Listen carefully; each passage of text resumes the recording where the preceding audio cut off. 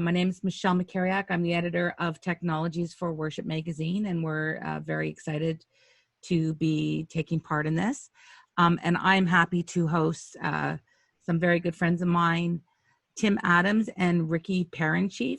Both are integrators who are fully devoted to excellence in church technology. And I have two things that I sort of wanted to touch on because what you were just saying, and it was sort of alluded to a little bit earlier, future-proofing. There is such a thing as too much future-proofing. Yes. Mm-hmm. Right? So how do you know, and how do you explain to churches where to draw the line? Because, you know, some of the newer products that are out, and I'll just in general, I'll say LED walls, for example.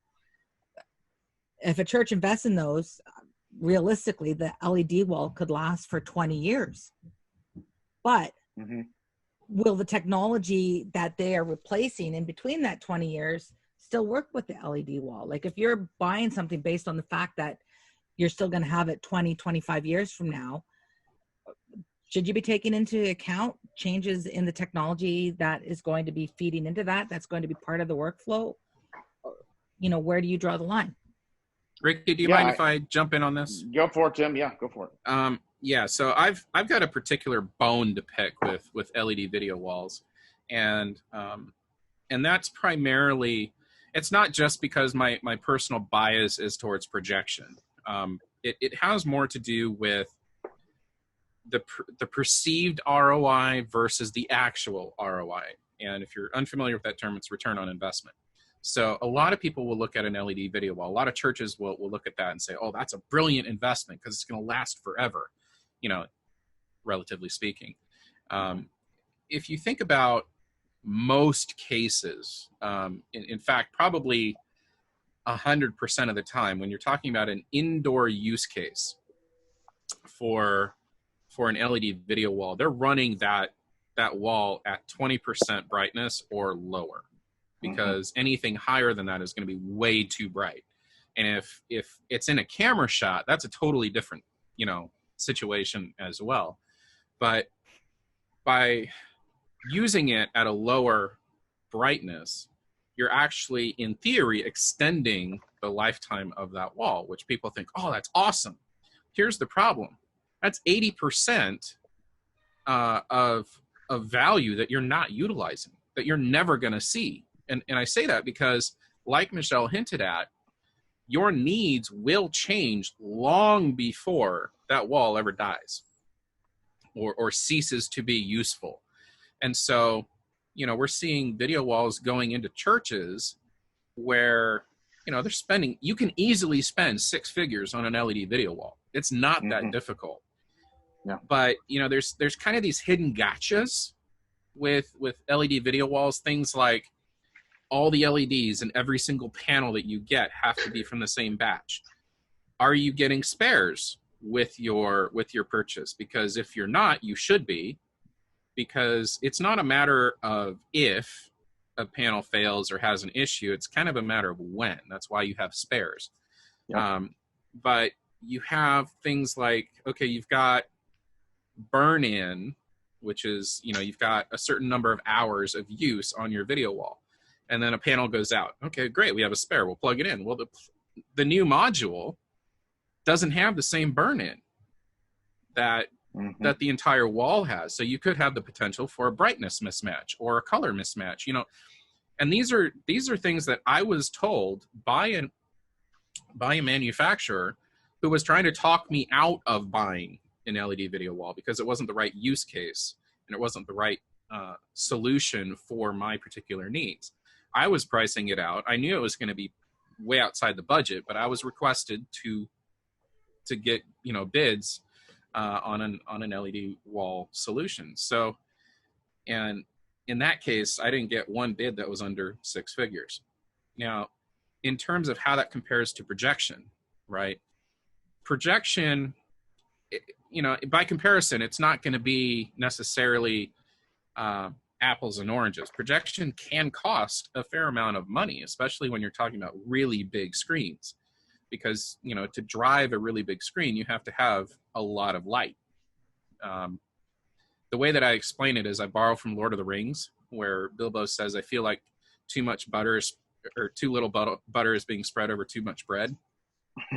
So,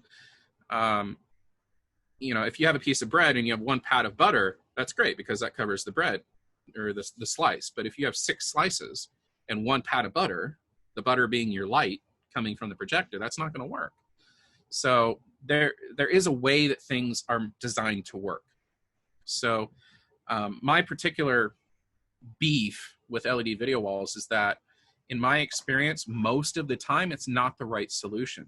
That's not to say it's never the right solution, but I'm seeing a lot of kind of smaller, medium-sized churches, like 1,000 members or less, investing or wanting to invest in LED video walls because they're like, well, we need the brightness because we have too much ambient light. Well, projection has a way of meeting that need most of the time at a much lower price point. Yeah. And I'll say this, if you are interested in an LED wall, it's finding the right integrator and the right company and the right manufacturer, because there's a lot of things, especially if you're a church who is on broadcast and who might have that LED wall in frame. There's only 3 companies that we trust to do that. And it's not the cheap ones, unfortunately, because there's so many small manufacturers. There's so many companies. I know there's churches. I know of a couple right now that have some lawsuits against them from churches where they installed something I couldn't deliver. So then manufacturers in these lawsuits, because the church, and like Tim said, they're spending 6 figures, sometimes even more, and they're promised these things, and a lot of these smaller Chinese companies can't deliver. And there's a language barrier too, because a lot of these guys don't have good salespeople who speak great English here in the U.S. And a lot of churches are being taken for a ride right now in LED wall technology. So that's kind of sad. So that's something where it's just you gotta do your research and find somebody who's done it and who's done it well and who knows where the future's headed and all that. And no doubt that LED wall it's a huge part of a lot of the new building designs that we're doing. A lot of churches are, saying, hey, we want to do an LED wall, and here's the goals, here's the sizes, and it's taken up, and a lot of times it's taken up a third to half the budget nowadays of a new build. Yeah. Which can be a lot. So just to definitely do your research on that, and don't get stuck with just the cheaper is better mentality, because man, I'll tell you that you can make a big mistake. And the biggest probably the last 3 months, the call I've had, other than live streaming questions of how do I do this or what do I need or all that, has been, we have an LED wall and it looks terrible on camera. Yep. And do we need new cameras? And a lot of times I say, unfortunately, it's the LED wall causing the issues. Yep. It's frame rate issues. It's your controllers not giving us the right megahertz and all this. There's a lot of stuff that's involved in that. And a lot of times those issues are almost impossible to fix. Well, and the other thing, Ricky, is that I'm not sure if it's as big a deal as it used to be, but with the cheaper manufacturers, you also don't get that kind of RF protection that, because I know back in the day when LED video walls first kind of started hitting mainstream, they were wreaking havoc on wireless mics. Yes. So I don't know if that's still an issue, but I would imagine it probably could be. Yep. Because some manufacturers it is. I mean, really, they haven't. A lot of them have addressed those concerns because they realized, because like to Tim's point earlier, most of them were made for, all right, if it can go on Times Square, that's a good LED wall. So right. They're made for outdoor, bright, crazy stuff that, crazy imagery, big, jumbo type stuff, or in a stadium. And just like Tim was saying before, you got these, we have University of Florida here about a 45-minute drive from me. So we go to a lot of football games. Of course, I don't know what's going to happen this year if they're going to even have those games. But anyway, back in the day, before COVID, we used to go to these games and be surrounded by 100,000 people. And it was amazing, but they invested in these large LED walls and jumbotrons. And I kid you not, they upgraded, and then they upgraded like 2 years later to another screen, And the first game, this is probably a year or two ago, the first game, a major panel went out and it was flickering the entire time of the game. And I'm thinking, you just spent $2 million on this screen and this system, and you can't get this to function properly and you can't fix it. And then the second week, same thing. There was another glitch. I was like, this is crazy. All that money and you can't even get it right. So it's definitely a big bite to chew on here at this point. Well, and there's other gotchas, like what kind of structural support do you need? Because, these things weigh a fair amount of pounds or kilos if you're in the metric. But the other thing is, like, I spec'd out a 220-inch LED video wall for a client because they wanted to know what it was going to cost and that kind of thing. The other issue is power. Mm-hmm. That 220-inch wall was going to require 5,400 watts of power, which, if you're familiar with electricity at all, that's 2 plus 20 amp circuits, fully maxed out. So it's for your LED screen. Yeah. Yeah. Yep. Yeah. So, and in this particular use case, getting power up there was going to be a problem. And so that's the hidden gotchas with things like new technology or being sucked into the hype. We need an LED video wall because everybody else is doing that, or we have high ambient light, so that's the only option available to us. No, there's ambient light rejecting technology in projection, and in some cases an 85-inch TV will work. But if you have high ambient light and you think a TV is the way to go, well, what's on the front of a TV? Glass. And you have things like reflections that you don't think about until you install the thing, and then you still can't see the screen. So that's where relationships with people like Ricky and I, we can bring those issues up. And, I don't know about you, Ricky, but for me, I look at my job as my primary duty is to inform and educate. And then I leave it up to the client to make the decision. But at least by doing it, by having that approach, at least they're making an educated decision rather than, well, we're gonna go this route because it's the lowest cost. We've got to get churches out of this mindset of spending as little as possible, because 99% of the time you're going to spend that money again because you're buying things that are built to be replaced, not repaired. And there are some corners that you can cut, but if you don't have the knowledge and experience to know where those are, you shouldn't be trying to do it. There are foundational pieces of every system that you don't cut the corner on that, because you need that cornerstone that you can build, on top of. And that's where that phased approach comes in. You buy the foundational pieces up front. Yes, there's an investment. LED lighting is not inexpensive, but you can't look at it as, oh, this is a big upfront cost, right? It's like a house. You have to look at that and amortize that over the lifetime of the equipment. And LED lighting, I mean, in most cases, you're looking at a 10, 15, maybe 20-year lifetime, depending on use. So and going back to what Michelle said too, even in the infrastructure side, a lot of what we do is we do a lot of new building design, and sometimes we have the honor of doing things from the ground up and really seeing things come to fruition from just a page on a blueprint. But in that is, like Michelle was alluding to before about the the different things that are maybe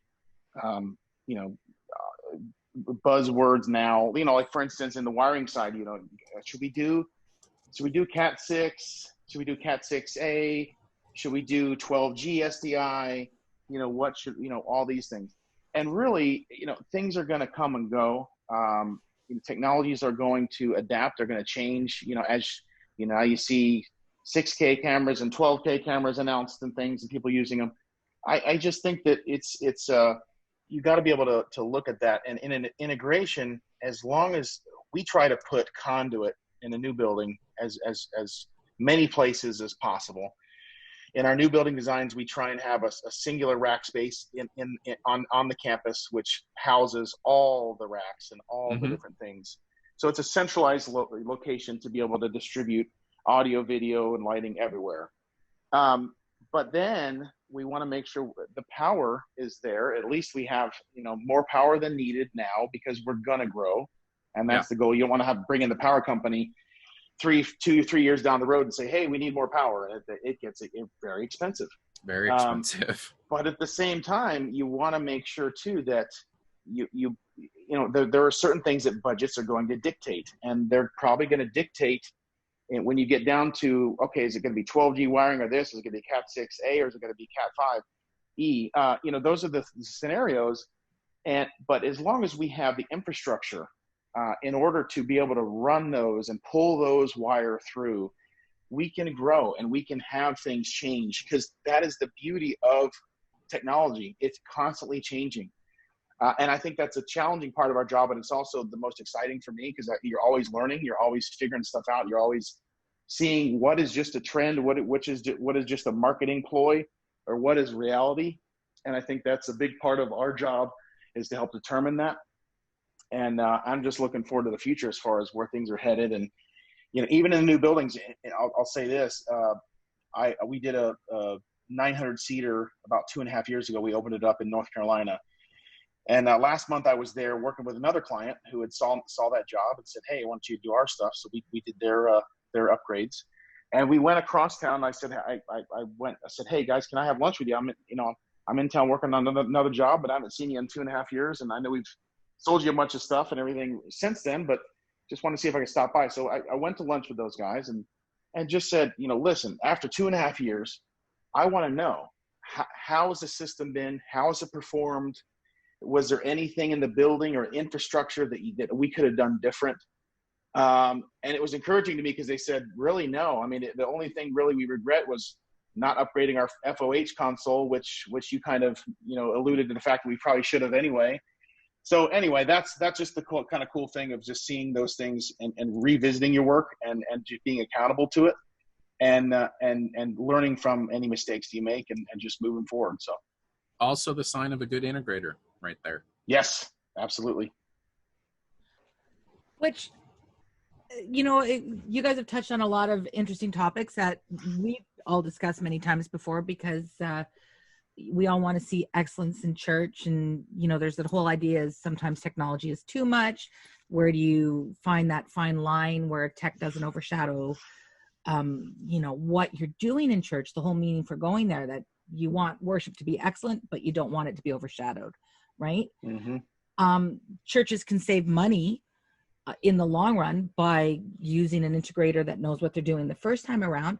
And an area that we haven't touched on that I think is really important is the safety consideration. And you sort of alluded to that a little bit earlier, Tim, when you were saying how heavy an LED screen can be, right?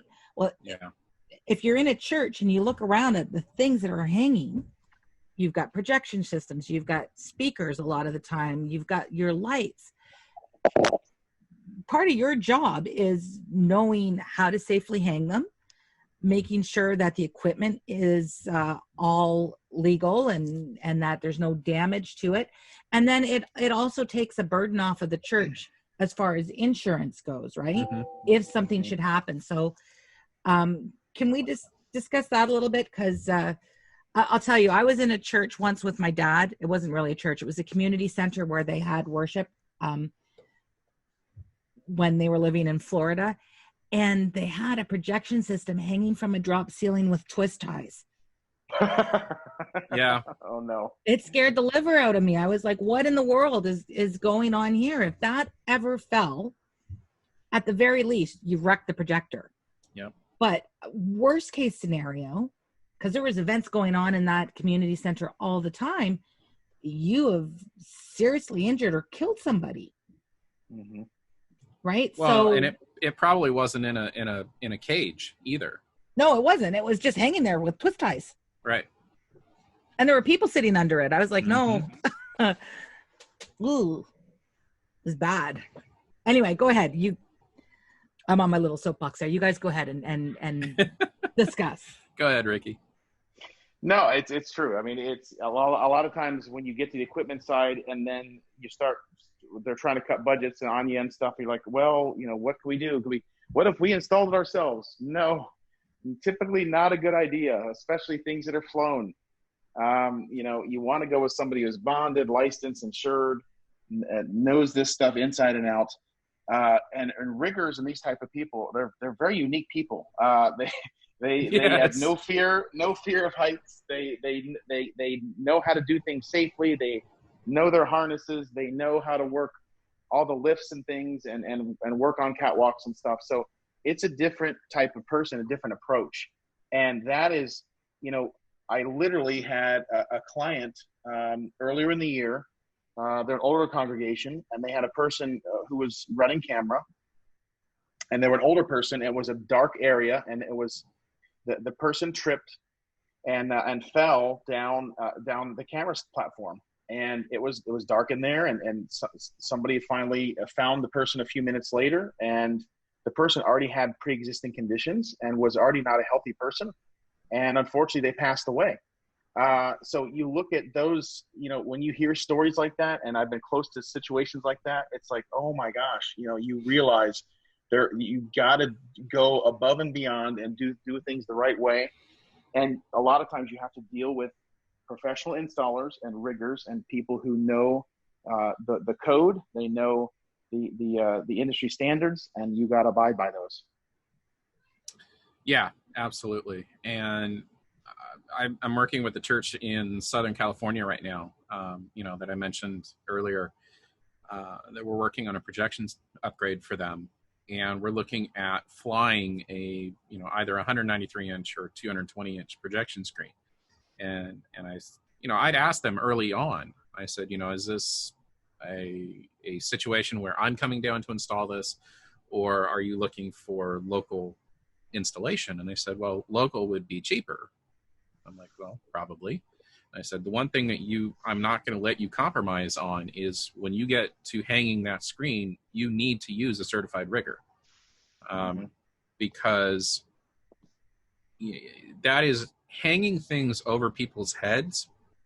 That becomes a very serious safety thing, because, okay, the screen may only weigh 90 pounds, right? But it doesn't take very long when it's free falling to gain enough momentum to be deadly and lethal. And in this particular case, it's going to be hanging over the platform. And that means, the worship team, the pastor, anybody who's on the platform is at risk. Not to mention people in the front couple of rows, because, who knows how that thing is going to fall, and once it hits something, whatever.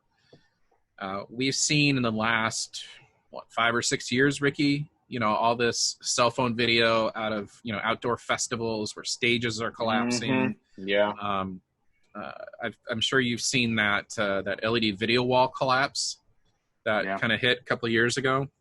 Mm-hmm. So, and these are people who are professionals that this stuff happens.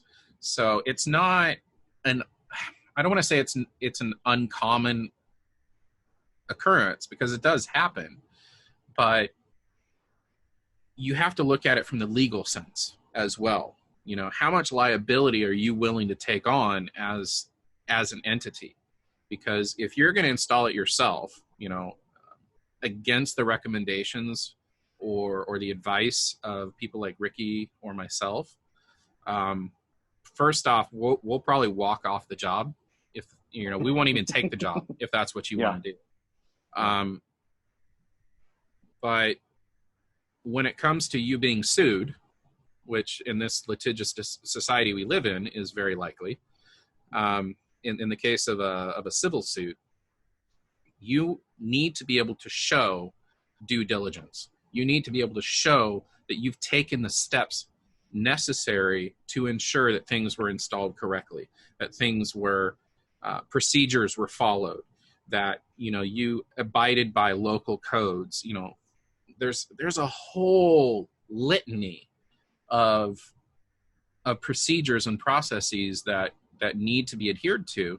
And if you don't know that, you might as well just get a bond for yourself, just as an insurance policy, because you're just asking for a lawsuit.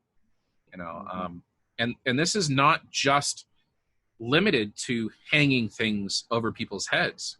This goes into the realm of live streaming, and not getting copyright clearance for things that you're streaming. Getting a streaming license from a place like CCLI. I've seen people on Facebook groups say, well, CCLI is just a racket. Well, that's interesting, because churches do get sued for copyright infringement and they lose. So you can call it a racket more often. Yeah, it's happening more often, and you can call it a racket, but that defense is not going to help you in the courtroom. So, I don't, and the way that I explain it to churches, because again, I work with small churches. I work with people with extremely limited budgets, and they look at the idea of getting a streaming license as like, why do we need that? We're not making any money. Well, any first-year law student will be able to successfully argue in a court of law, do you collect money during your service? Yes or no. Doesn't matter what the purpose is. Doesn't matter if it's tithes or offerings. The point is you collect money. Period.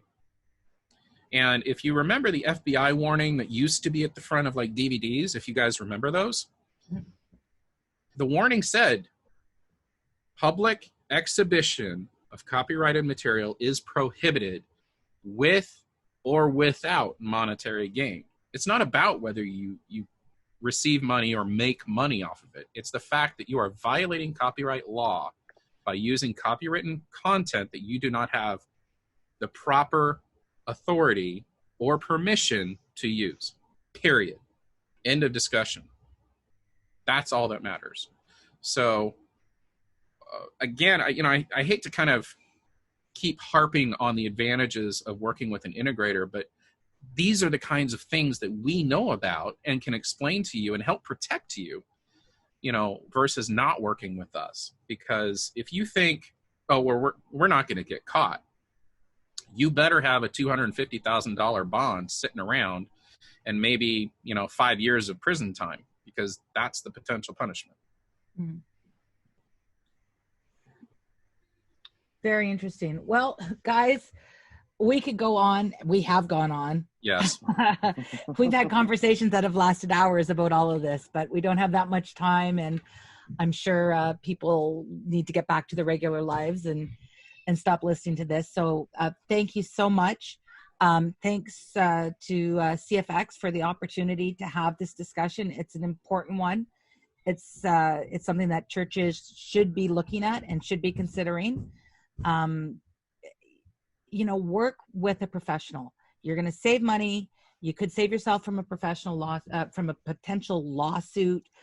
And you're going to have the tech that you need, the right tech for the job that you need it for. You're not going to overspend. So that's our little spiel. And Tim and Ricky, thank you so much. Thank you. Hope to see you guys all Michelle. at Virtual CFX when it's up and running, and we'll go from there.